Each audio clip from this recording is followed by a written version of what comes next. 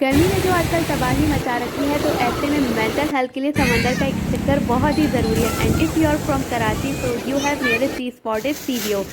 आज शाम को हमने समंदर जाने का प्लान बनाया। जल्दी जल्दी मम्मा ने चाय बनाई और हमारे लिए चिप्स के पैकेट रेडी किए और हम लोग शाम को 5 बजे घर से निकल गए।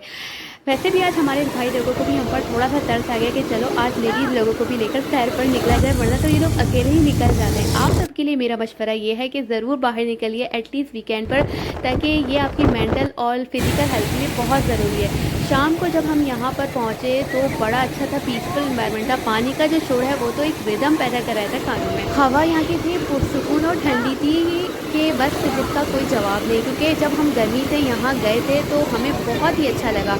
शाम में हम निकले थे 6 बजे और कोई 30 से 45 मिनट तक हम यहाँ पर पहुँच गए थे। मिट्टी यहाँ की इतनी सॉफ्ट थी, बिल्कुल नरम और मुलायम, और जब हम रेत पर चल रहे थे बहुत ही मज़ा आ रहा था। दूर दूर तक ऐसा लग रहा था हम किसी डेजर्ट में आए हुए हैं और बिल्कुल ही डेजर्ट वाली फीलिंग दे रहा था।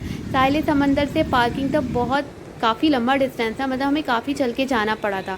यहाँ पर कैमल राइड भी थी, हॉर्स राइड, और इसके अलावा ये गाड़ी थी जिससे आप राइड ले सकते थे। 100 रुपीज़ चार्ज कर रहे थे। ये 2 राउंड थी, मतलब एक राउंड ऐसे और एक राउंड फिर वापस। कैमल राइड के भी 100 रुपीज़ चार्ज कर रहे थे और ये भी 2 राउंड्स ही दे रहे थे। इसके अलावा हॉर्स राइड की भी सेम थी, 100 रुपीज़। यहाँ की जो मिट्टी है वो कुछ फ्रेश टाइप की है, जिससे पानी कुछ ब्लैकिश था मालूम होता है, लेकिन पानी अच्छा था, साफ़ सुथरा।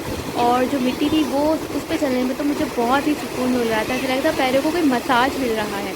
और जब पानी पैरों को टच करता था, उफ, वो जो फीलिंग है वो बहुत ही ऑसम और अनडिस्क्राइबल। मुझे तो कैमल राइड से डर लगता है, इसलिए मैं कैमल राइड, हॉर्स राइड वगैरह नहीं करती। यहाँ पर सीढ़ियाँ भी मुझे बहुत सारी नज़र आई जो कि मिट्टी में पड़ी हुई थी।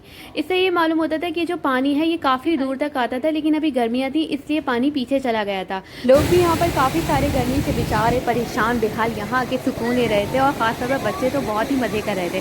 कराची में नियरेस्ट स्पॉट सी ही है, तो ज़्यादातर लोग यहीं आते हैं। बाकी जो दूसरे साइड समंदर हैं वो यहाँ से काफ़ी दूर पड़ते हैं। अच्छा, एक चीज़ मुझे सही नहीं लगी कि जब मैं अभी 1 मंथ पहले आई थी तो यहाँ पर काफ़ी अच्छा सा पार्क बना हुआ था, छोटा सा, जहाँ पर घास वगैरह थी, लेकिन अब वो मुझे नज़र नहीं आई।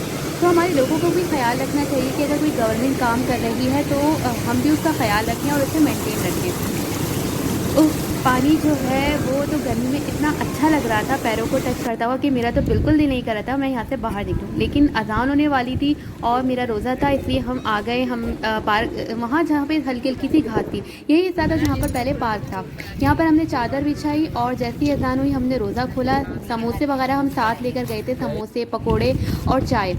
चिप्स मेरी अम्मी ने घर से ले ली थी और चाय उन्होंने खुद बनाई थी। यहाँ पर बैठ के हमने रोज़ा खोला। रमज़ान नहीं थे लेकिन वैसे ही उसके अलावा मैं ईद के बाद के जो रोज़े हैं वो रख रही थी। ये रही मेरी चाय, और इस वक्त जो समंदर में चाय फीलिंग दे रही थी वो बिल्कुल ही ऑसम, टू मच।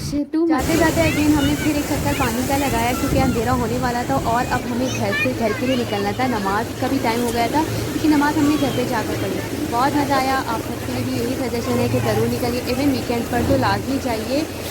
समंदर के पास तो वैसे भी आप जब आते हैं तो आपका माइंड बहुत ही रिलैक्स और पीसफुल हो जाता है। तो अगर वीडियो अच्छी लगी हो तो लाइक कीजिए, और अगर आप मेरे चैनल पर नए हैं तो सब्सक्राइब कर दीजिए। Thank you. अल्लाह हाफ़िज़।